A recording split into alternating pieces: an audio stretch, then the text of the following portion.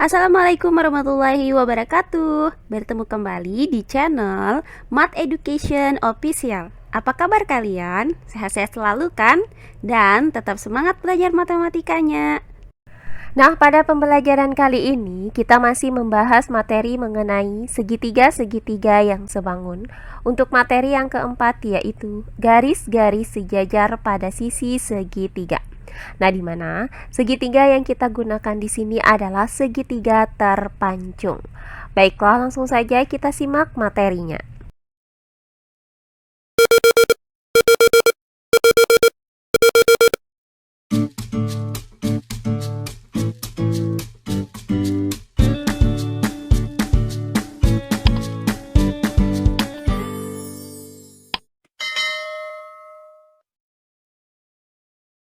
Segitiga-segitiga yang sebangun. Untuk materi yang keempat yaitu garis-garis sejajar pada sisi segitiga, yaitu segitiga terpancung.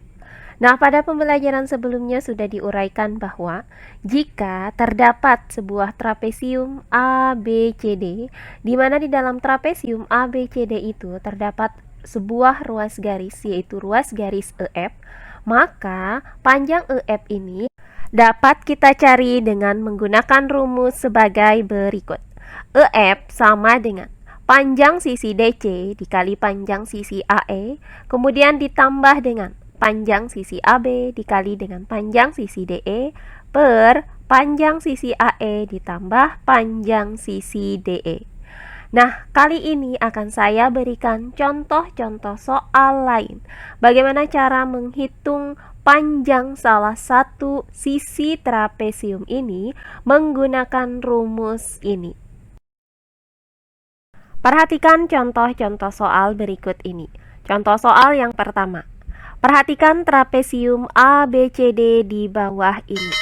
Jika diketahui panjang AB sama dengan 28 cm, panjang DC sama dengan 12 cm, dan panjang DK sama dengan 2/3 AD, maka tentukan panjang KL. Baiklah, untuk penyelesaiannya adalah sebagai berikut. Nah, pada gambar ini terdapat sebuah trapesium ABCD. Nah, di mana di dalam trapesium ABCD ini terdapat ruas garis KL. DC sejajar dengan KL, sejajar dengan AB. Nah, diketahui panjang AB itu sama dengan 28 cm, kemudian panjang DC sama dengan 12 cm, dan panjang DK itu sama dengan 2/3 panjang AD. Nah, di sini akan kita cari berapakah panjang KL ini. Nah, adapun rumus untuk menghitung panjang KL pada trapesium ABCD ini adalah KL sama dengan panjang sisi DC dikali dengan panjang sisi AK, kemudian ditambah dengan panjang sisi AB dikali dengan panjang sisi DK, kemudian per panjang sisi AK ditambah dengan panjang sisi DK. Nah, karena di sini panjang sisi AK dan panjang sisi DK itu belum diketahui, maka akan kita cari terlebih dahulu berapakah panjang kedua sisi ini. Nah, diketahui bahwa panjang DK itu sama dengan 2/3 panjang AD. Karena sisi AD itu terdiri dari ruas garis AK dan DK, maka panjang sisi AD itu sama dengan AK ditambah DK. Sehingga DK sama dengan 2/3 AK ditambah DK. Nah, berikutnya DK sama dengan, untuk 2/3 dikali AK ditambah DK, maka kita kalikan 2/3 dengan AK. Hasilnya adalah 2/3 AK. Kemudian kita kalikan lagi 2/3 dengan DK. Hasilnya adalah positif 2/3 DK. Sehingga didapat DK sama dengan 2/3 AK ditambah 2/3 DK. Nah, selanjutnya kita pindahkan 2/3 DK ini ke ruas kiri dengan cara mengurangkan kedua ruasnya dengan 2/3 DK. sehingga didapat persamaan DK dikurang 2/3 DK sama dengan 2/3 AK. Nah, selanjutnya hasil dari DK dikurang dengan 2/3 DK adalah 1/3 DK. Kemudian sama dengan 2/3 AK.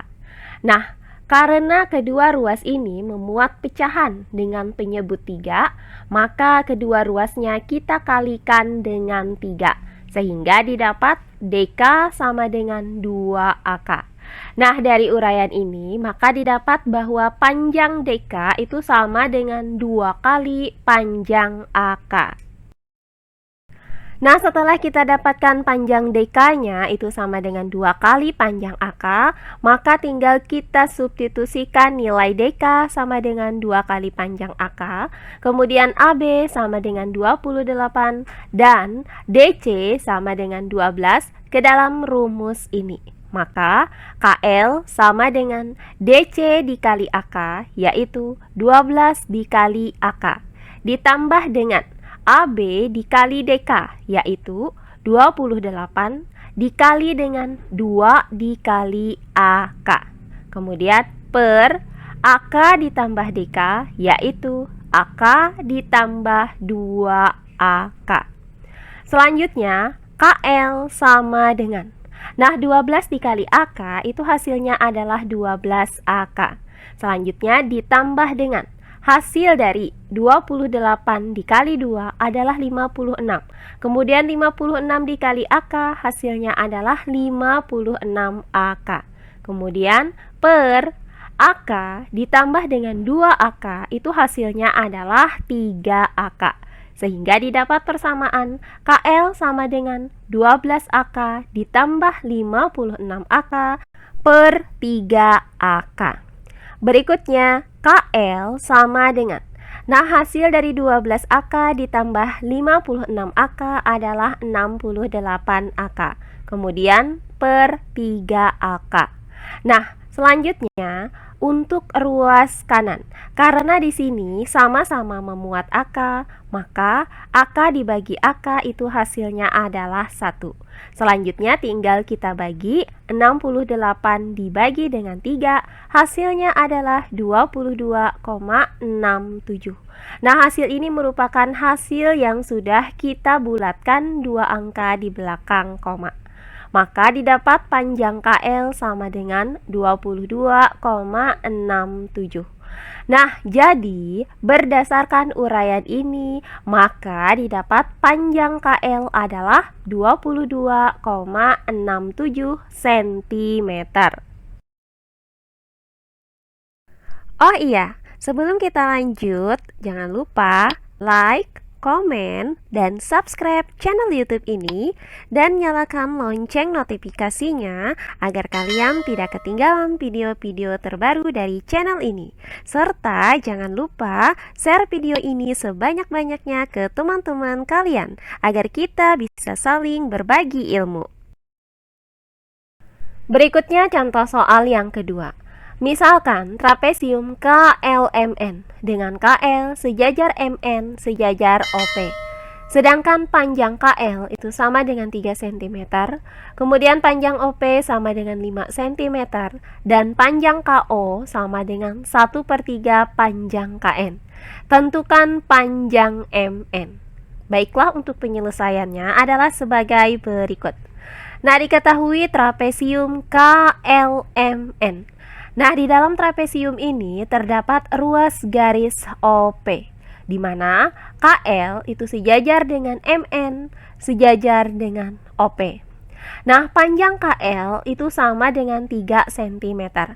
Kemudian panjang OP sama dengan 5 cm. Dan panjang KO itu sama dengan 1/3 panjang KN. Nah, di sini akan kita cari berapakah panjang MN ini.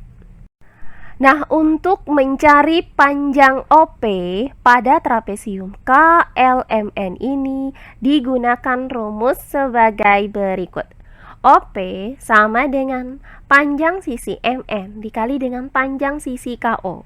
Kemudian ditambah dengan panjang sisi KL dikali dengan panjang sisi NO per panjang sisi KO ditambah panjang sisi NO.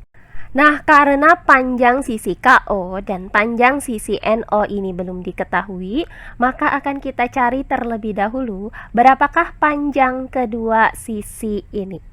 Nah, diketahui bahwa KO itu sama dengan 1/3 KN.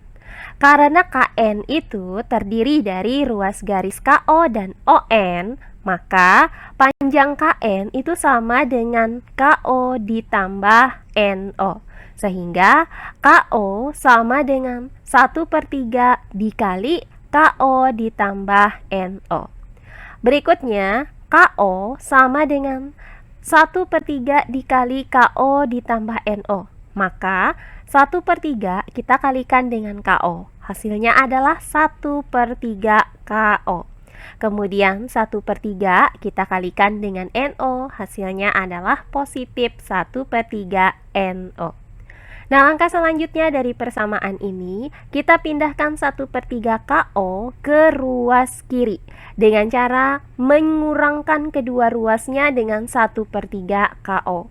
Maka didapat KO dikurang 1/3 KO sama dengan 1/3 NO. Nah, langkah selanjutnya, hasil dari KO dikurang 1/3 KO adalah 2/3 KO. Kemudian sama dengan 1/3 NO.